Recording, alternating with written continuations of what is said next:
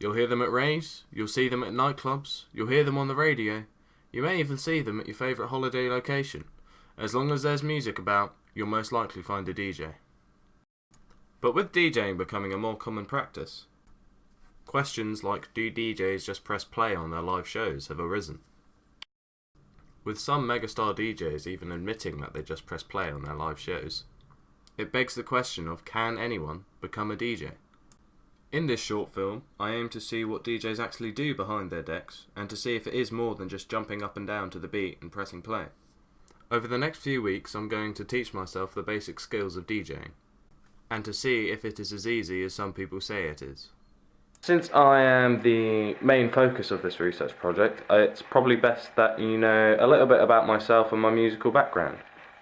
I've been playing the drums for over 10 years, and I've been playing the guitar for about 5. So I'm not going into this without any musical knowledge at all. I have no clue how to DJ, and I've never done it before in my life. The main music that I listen to is metal, rock, but recently I've come into more of electronic genres like drum and bass and jungle. Before I start teaching myself how to DJ, it's probably best if I know a little bit about the backgrounds of DJing and like what types of DJs there are. According to BPM Supreme, there are 5 main types of DJ. There is the club DJ, the mobile DJ, radio DJs, turntablists and music producers. The club DJ. These are the people that you'll love on the night, but you probably won't remember their name in the morning. Club DJs will often host and perform at nights where it will only be a few, but similar styles of music being played on that night. Usually, club DJs will play other people's music, but DJs like Afrojack, Benny Benassi and Calvin Harris will play music that they've produced themselves. When some club DJs gain popularity, they may get themselves a nightclub residency. What this means is that they will perform at one particular nightclub on a regular basis. This is normally done under some form of signed agreement. DJs will often have more than one club residency, and they may also play at the same club on multiple different nights. If a club DJ gains a large enough social following, they may book a gig at a larger venue, such as a festival. The mobile DJ. These unsung heroes of the music industry are the DJs you would see at private events like weddings or school discos.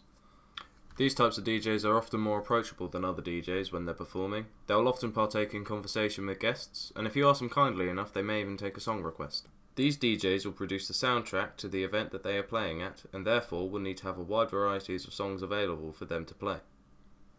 They will also need to play the style of music that the host wants them to play. This is because the host of the event is the one who's paying them in the end. While we're on the subject of money, being a mobile DJ is one of the best ways for a DJ to make money, as the gigs and venues that you'll be playing at are a lot more frequent. The radio DJ.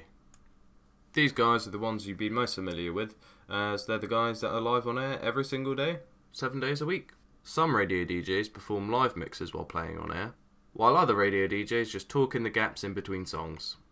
Radio DJs often host a podcast or work in satellite radio. It is absolutely vital for these DJs to be able to give insight on new music releases and know about the most popular songs to please the radio crowd, which typically prefers the top 40 tracks. The turntablist. The turntablist is a very talented DJ. They perform live remixes using a set of decks and some samples and other special effects. The scratching technique they use involves a precise yet delicate hand motion which takes years to perfect. These guys will partake in tournaments like the DMC Championship or the Red Bull Freestyle. However, these guys may be extremely talented and they get most of their recognition from the DJ scene, but normal people normally won't know their names as they're not in the DJ scene. The music producer. There has to be some way that the music that DJs play gets made, and it's by producers. These musicians will create music out of different sounds and different instruments and put them together electronically. A lot of club DJs will also produce their own tracks and play them live while they're doing their live sets. Producers may help someone else record an album, they may remix other artists' tracks, or create music for themselves by themselves. The great thing is, you don't need to have a professional studio or much equipment to be a producer. All you need is a laptop and the right DAW. Now, to really see if it is as easy as people say it is to DJ, I've got my DJ decks here, and I'm just going to download some songs and just do a first attempt on it. I apologise for the poor quality of sound in advance. I don't know what's happened, but in post-production the sound quality has literally just dropped massively. The mix has been edited so you only hear the most important parts of the mix, like the transitions between songs and the build-ups in between songs, so you don't have to listen to the entire 20-minute mix. My first recorded attempt on the DJING. I've familiarised myself with the controls, but I'm just going to hop straight into it. No explanation needed. Here we go. It's a no man.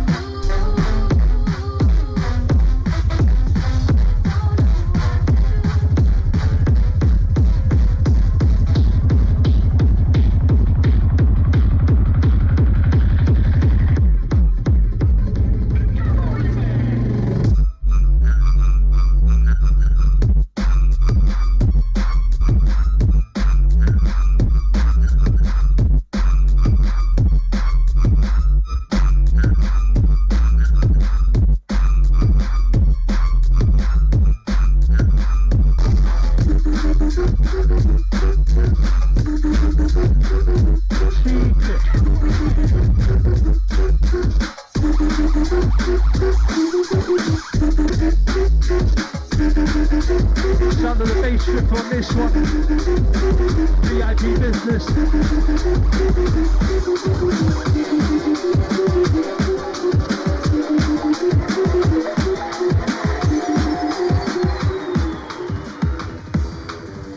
What do we sound? Oh, it's very good. Oh, what?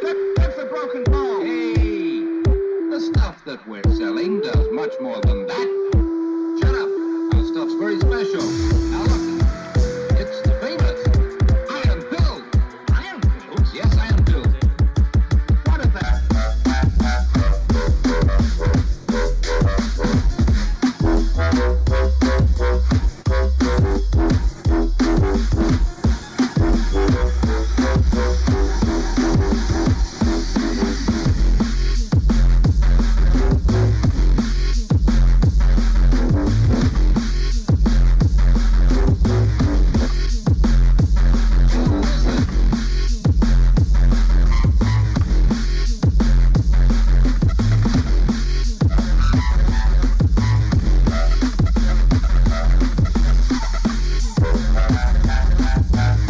Now, as you can tell, that wasn't the best performance in the world.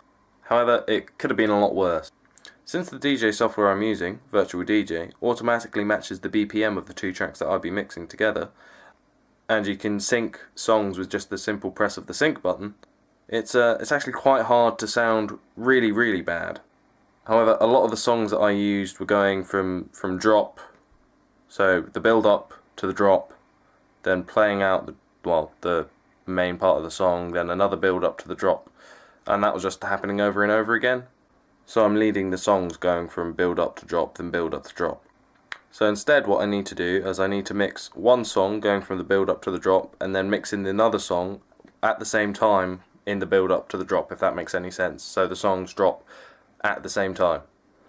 So after I drop the two songs at once, I need to slowly fade away the first song that was being played and bring in another song and then repeat the process again. However, this is quite hard as you need to find songs that match each other, that are in the same key, because if you don't find songs that match each other, then it's just going to sound really off and really terrible. So, I do need to improve at a few aspects of my DJing skills. But since we live in a wonderful world of technology, I'm just going to look up on the internet how to do these things and then learn. I'm going to interview my DJ friend called Adam, otherwise known as Amok, which is his DJ name, I guess. I need a DJ name, that's what I need. But yeah, I'm gonna interview him, see what tips he can give me, and see where it goes from there. So, Adam, would you like to tell me a little bit about yourself? Well, I'm 17, I'm from UK, I'm a DJ and producer. Like, I mainly make like electronic styles such as like drum and bass, jungle, garage, like sometimes a bit of house and trance as well. Like, I play DJ sets now and again, which is usually just drum and bass. So, what's your DJ name? My DJ name is Amok. Well, my initials are Adam Michael O'Keefe, and obviously the word Amok, it means like to cause trouble and stuff like that. I just thought it was quite cool, really. Yeah. So how long ago did you start DJing? Well, it started when because I'd always had like quite an interest in music, and then I went to Ireland to see my family because I'm half Irish. Yeah. And my uncle was there, and he's a DJ, and he had his whole decks set up and stuff like that. And that was around the time I was about 9 or 10, stopping to listen to pop music and then listening to more stuff like house and stuff like that. So then he let me have a go on his decks, taught me the very basics of beat matching and DJing, and I picked it up pretty quickly. And then I've spent kind of the last 7 years or so just choosing what style I want to play and how I want to mix my tracks in my own way and stuff like that. As you said, you like your drum and bass, you like your jungle. What genre of music do you DJ the most? It's normally a mixture between drum and bass and jungle, and that's including jump up as well. This is a more personal question. What genre of DJing do you like doing the most? To be honest, I really like mixing jungle because you can do a really quick fire mix, but there's not that added pressure that you get with jump up where you have to change drops every 30 seconds. With jungle you can still have some really lively mixes and have it cutting from track to track, but there's not as much pressure. And plus I find that no matter what part of the night is, you can play jungle, because say most jungle tracks are around 165 BPM give or take. If it was the start of the night, I'd just play the tracks as they were and keep it around 163, 164 BPM level for the mix.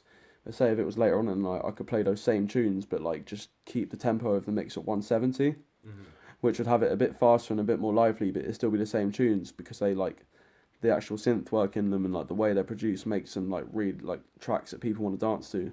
So you can use jungle in pretty much any situation. So because the beats are quite lively and the bass line is quite powerful, and obviously tracks with an MC, a lot of Jamaican MCs used to do jungle back in the day, they'll instantly add more hype to it because the MC's building the track up and making it a lot more lively, and so a lot of the time it's catchphrases people can sing along to, say Wicked Wicked Jungle is Massive from the track Incredible by Envy.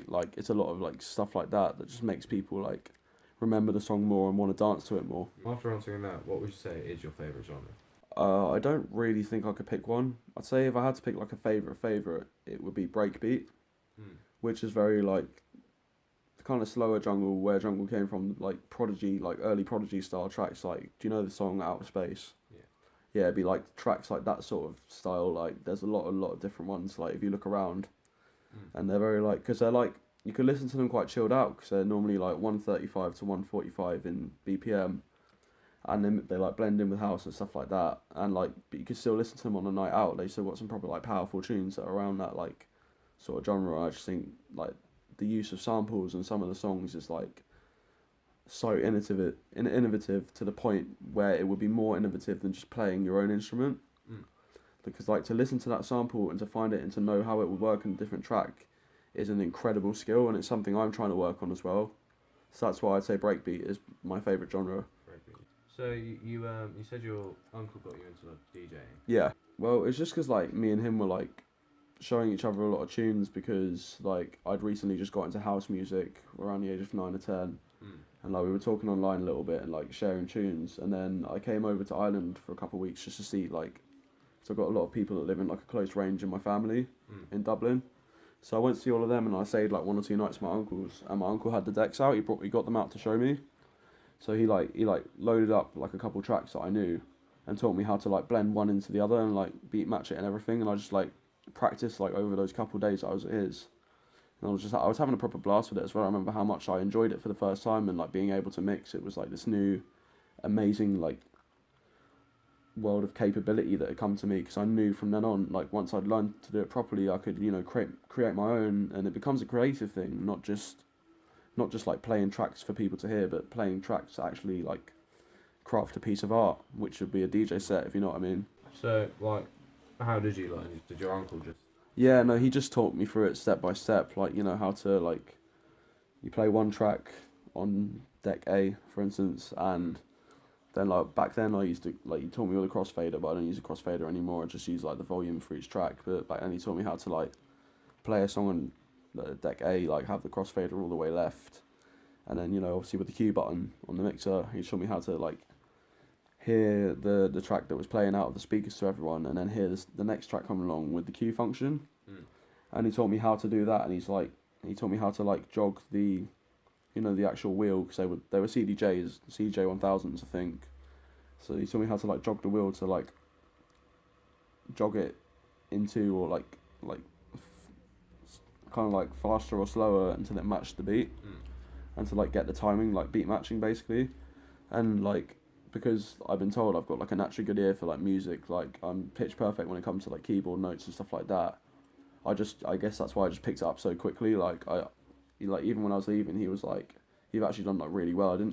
I expected you to get it, but not this quick and not this good." And it's like I'm blowing my own trumpet there a little bit, but like that's just kind of how it happened. And then once I got home, shortly after that, my mum bought me my first like set of decks, and I've kind of upgraded for a couple since then, and just, you know, over the last 7 years, just develop my own style. So what decks are you using now? I'm using a Pioneer DDJ SX2, which it's comparable to the CDJs, because like it's one, obviously the CDJs are separate with the decks and the mixer. The kit I have is just one piece, and it's got one deck on one side, the mixer, and then the deck on the other side, but you can choose to switch between 1 and 3 and 2 and 4, meaning you like, there's only 2 physical decks, but you can have 4 like going at once, and it's a DJ controller, which means it like links to software. Like, it's made for Serato, but I use Traktor press like personally just because I prefer it. Like, I find it a lot easier to use, and it just clicks with me a lot better. See, I have access to them at college, and whenever I play a gig, I get the option to play them, but I'm always like, no, I want to use my own. That's not even out of arrogance, and I respect the fact that other people want to use them, and like that's what they're good at. But like, I wouldn't say I'm confident enough on those decks to be able to perform a set. Like, especially if they put me on for a night that they're trying to get in people for, then like I wouldn't like sign up and be like, look, you're gonna put me on these decks that I can't play. Like, I either tell them that I need to use my controller or something similar, or I can't do it. Yeah, that's what I really like about it as well, and I think that ties into why people are saying, you know, oh, anyone can become a DJ, because there are kits you can get out there, like basic ones, like, you know, Newmark Mix Track Pro. Like, do you know what those are? Yeah, we got one. Yeah, see, they're about 150 quid. So like that's accessible to pretty much most people. Like, even like as a Christmas present or like birthday or something like that, it wouldn't be like too much money to pay in comparison to the other like prices of the kit. So like, would you say that being a bit like the availability to DJing is too much, or would you encourage? Well, to do it? I encourage it because although there are some DJs that come out like way too young and they're not doing great mixes, you're just exposing it to so many people. And like, I feel like the mistake that younger DJs make is they want to just publish stuff straight away. And I know I was the same, like back when my tracks like weren't like to the standard that they are now, which I've been told is kind of like semi-professional, I'd still put them up because I still want feedback and just to have them on, and like that's fine. But I think that's the reason why there's a stigma saying anyone can become a DJ. But I think you just got to give these geezers a chance, because like, say if someone's 14 and putting up tracks that are like a bit naff, yeah, fair enough, but they're only 14, they're still only at the start of their like career and a journey. So say by the time they're like 17, 18, they could be putting out tracks that would get like, you know, Beatport like #1 and stuff like that, and like be played in loads of clubs and shit, but people just like don't give them a chance. And I think the whole reason that question exists is because of the stigma around like the young DJs that come out and aren't doing so well at first because they're only new to it. And I think also a lot of older DJs, say like, you know, DJs from like the 1990s and stuff like that are still around and still doing amazing. They get a bit annoyed how like younger people can just find tracks online now. Yeah. Whereas they used to have to go through searching through record stores to find like certain tracks and stuff like that. You know, there were some like dub plates that will like never be released and are very, very rare. Like they'll just like, the DJ would play them and not let anybody else look at their collection. So now I think they're annoyed at the fact that like, you know, and we're producing as well. It's easy for like a kid as young as like 11 or 12 to download, you know, FL Studio onto their computer and just start producing tracks and publishing them. I think that people think that like they're not like doing it the hard way, and I think that annoys a lot of people who are older who have had to do it. But I disagree with it, and I say, you know, what's the point in advancing technology if we're not moving with it? So like, you know, what's the point of making all this new tech and then like not using it and having a go at people for using it, because that's what it's there for. If we stayed the same and if we just like stopped progressing, then it would just be like bad for the industry and bad for the world. Like it's not something you can avoid. Like things will change, and yeah, it does get a bit easier, but I think that like if it wasn't for that accessibility, there would be so many like, you know, really, really good, like not even famous, just really, really nice tunes that we've been missing out on. Like I don't think there's anything bad in it in the slightest. Like, yeah, that's like, so people aren't seeing, or people are only really seeing like a select bit of the. Yeah, exactly, and they get popular because like sometimes they're bad or sometimes people make like memes out of them and stuff like that.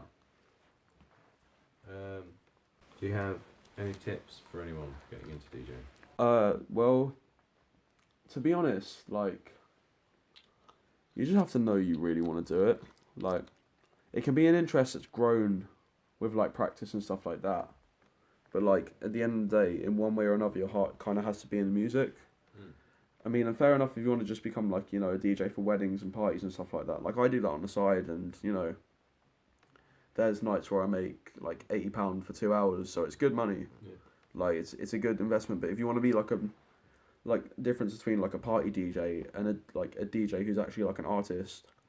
Like, if you want to be that second kind, like, where you're actually an artist, even if you don't produce music, but your sets are unique and, like, you want to have them in a certain way, and, like, you actually care about the music you're playing out to people, like, that's where you're going to get somewhere. If your heart's not in the music, like, it sounds really cheesy, but if you don't have that massive, like, undefinable interest in it, then you're not going to get anywhere. No. And remember as well, like, don't give up because, you know, you're just, like, you're not getting it, because it takes everyone a different amount of time, and like it can take some people years, and it is a fucking hard skill to learn. Like, so don't just like, you know, try for a bit and then be like, oh, I'm not getting this, and then just give up. Like, honestly, just keep working at it. If you really want to do it, you will reach it, because it can be done, and it's been done by so many people. What has been the hardest and the easiest parts of DJing?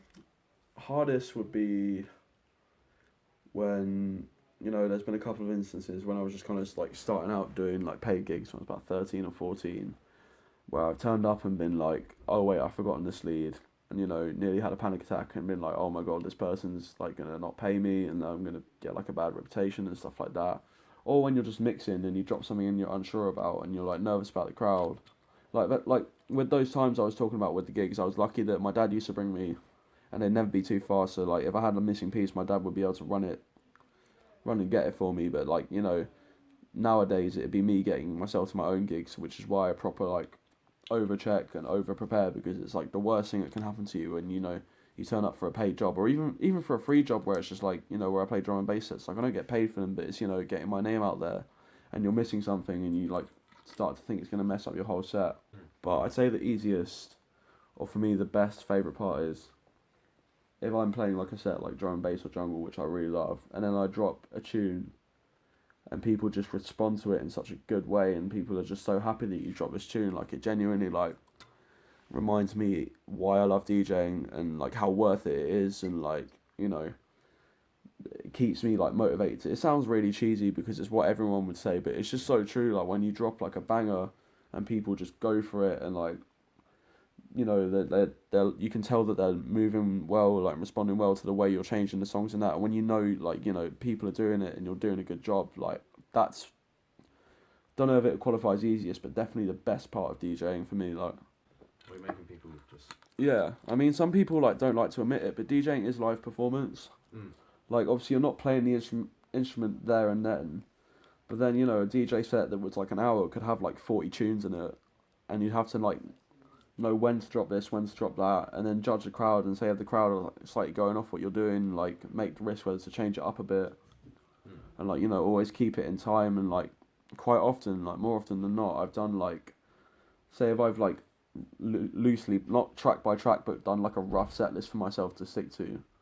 There's been a couple of mixes where like I wouldn't normally like brave it, but then in the heat of the moment when you're like so happy, like, and like the crowd's just like egging you on, I've done like a couple of like spontaneous mixes and then watched them go down like really well. Have you ever had a set completely fail on you? I've had it more so at parties, like birthday parties, where I've had like, you know, it's been like an older crowd, and I played what I've been told to play by the person that's hired me, and I play a couple of other tunes, and then people are like scattering on and off to the dance floor, and then most of the time people are like, no, the people from the party would be like, no, the music's really good. It was just, you know, we're not a very lively crowd and stuff like that. But it is horrifying when it actually happens, because you're like, you start worrying about like your skills as a DJ. But the important thing is when you do that, just to not panic and like stick to what you need to do what you're like being paid or what you're wanting to do. Like, if it's more for like, in this instance, for a like club night or stuff like that, say if you're like I don't know, you're supporting a jump up person, then like don't play all like the bangers that they would play. Don't play kind of hard. Play something slightly more light and chilled out. You can play a few songs if you know for certain that the next DJ's not going to play them. Yeah. But obviously whoever's headlining gets priority. Or at least that's how it should be anyway. So like if you're ever asked to headline for anyone, don't go in with this massive like super intense set. Just do like still do a good set, still do some like really good mixing, but just keep it like a bit more chilled out than you know the next DJ is going to be, and like don't play any of their songs because that's what they do. So do you get a list of what other DJs will play? Or a rough list or something like that? More often than not, like if the difference is if you're playing like 3 or 4 DJs in a row, then people like expect it, and it's not as bad if you play like the same tunes. But when you're actually told you have to support for someone, they will send you a set list and be like, this is what I'm going to play. You can't play any of these. And obviously like you just have to accept it because that's how it is. And like, but yeah, like that's normally, I've never been in that instance myself, but I've done a lot of research about it. So like, well, yeah, one last question that's just came to mind. So how would you respond to my question of can anyone become a DJ? In theory, yes, anyone can become a DJ, the same way that anyone can become like, you know, a secretary or like, you know, a builder and stuff like that. Anyone can become a DJ. Like, the accessibility is there, yes, like anyone could become either of those things because there are paths and places that made it accessible.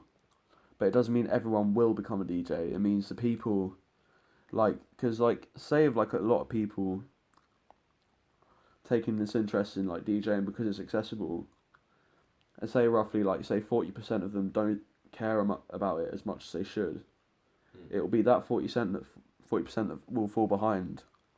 And then the other 60, no matter if they make it, like, super famous or just, like, local or anything, if they're still trying, they're still keeping the music alive. So although it is accessible to anyone, in the end, the people that aren't doing it well don't get far. So the first party I was meant to DJ at was cancelled. So I'll DJ at the party I'm going to next week. And the second party that I was meant to DJ at has also been cancelled. So I guess that just proves how determined you really need to be a DJ. Like, the skills, yeah, they're relatively easy, but you just have to have the determination to stick with it, stick through all the hard times, I guess. Party coming up on the 10th of March, so hopefully I'll finally be able to show off my skills.